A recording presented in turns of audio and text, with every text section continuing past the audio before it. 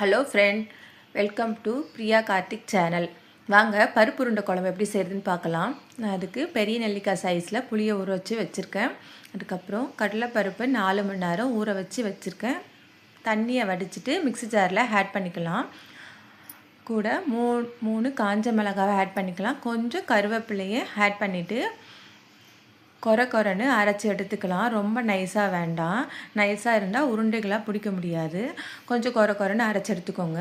அது கூட சின்னதாக வெங்காயம் கட் பண்ணி வச்சுருக்கேன், மீடியம் சைஸு ஆட் பண்ணிக்கிறேன். ஒரு பச்சை மிளகாவை பொடிசாக கட் பண்ணி வச்சுருக்கேன், அதையும் ஆட் பண்ணிக்கலாம். 1/4 டீஸ்பூன் சோம்பு ஆட் பண்ணிக்கலாம்.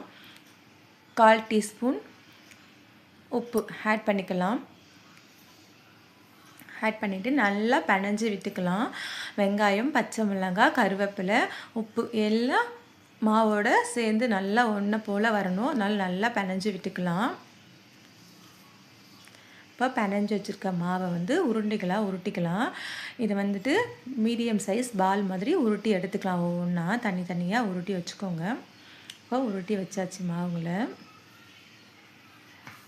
இப்போ கடாயை வச்சு எண்ணெய் ஊற்றிட்டு கடுகு, வெந்தயம், ஒரு 4 பல் பூண்டை தட்டி வச்சுருக்கேன், அதையும் ஆட் பண்ணிக்கலாம்.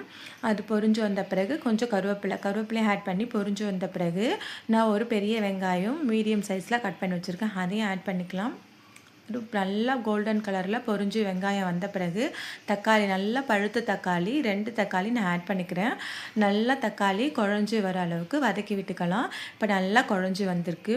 1/4 டீஸ்பூன் மஞ்சள்தூள், 1/2 டீஸ்பூன் தனி மிளகாய்த்தூள், 2 டீஸ்பூன் குழம்பு மிளகாய்த்தூள் நான் ஆட் பண்ணிக்கிறேன். நான் 4 பேருக்கு வைக்கிறேன் குழம்பு. 2 ஸ்பூன் ஆட் பண்ணிக்கிறேன். உங்களுக்கு தகுந்தா போல் ஆட் பண்ணிக்கோங்க. அதுக்கப்புறம் தேவையான அளவு தண்ணி ஆட் பண்ணிக்கிறேன். ஒரு உருண்டையை மாவாக கரைச்சி குழம்புல ஆட் பண்ணிக்கலாம். அப்போ தான் குழம்பு கொஞ்சம் திக்காக வரும் ஃப்ரெண்ட். ஆட் பண்ணிக்கலாம்.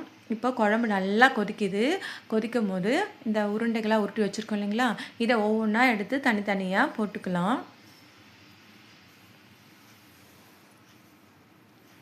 ஒன்றோடு ஒன்று ஒட்டாமல் தனித்தனியாக ஆட் பண்ணிக்கோங்க. நல்லா கொதித்து வந்துருச்சு குழம்பு.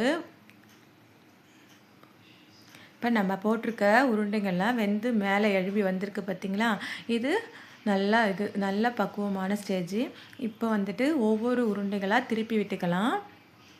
உடையாமல் பொறுமையாக திருப்பி விட்டுக்கோங்க.